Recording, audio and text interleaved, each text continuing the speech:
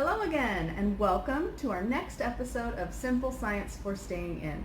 My name is Miss Dana, and I come to you from the La Jolla Library's Idea Lab, where we are about to have some fun with a super simple science project using basic cooking ingredients. For today's project, we are making groovy, bubbling, salt-tacular lava lamps. For this project, we will need water, vegetable oil, a clear glass jar or bottle with a lid, some salt, food coloring, glitter, which is optional but totally worth it, and I'm also going to be using a funnel to help make pouring a little easier. For this sized container, we want to pour about 3 inches of water into the jar. Then we're going to pour the rest of the way with vegetable oil. Watch as the liquids settle. Look closely. Does the oil sink or float on top of the water? The oil floats at the top because it is less dense than water. Things that are light bob on the surface, while things that are heavy plummet to the bottom. Also, oil and water are known as immiscible liquids, meaning they refuse to mix. Now let's add a few drops of food coloring and watch where it goes.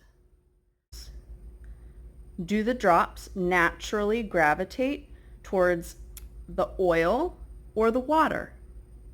Does the color mix or spread with either of the liquids? Now slowly sprinkle salt on top of the oil. What happens to the food coloring? What happens to the salt?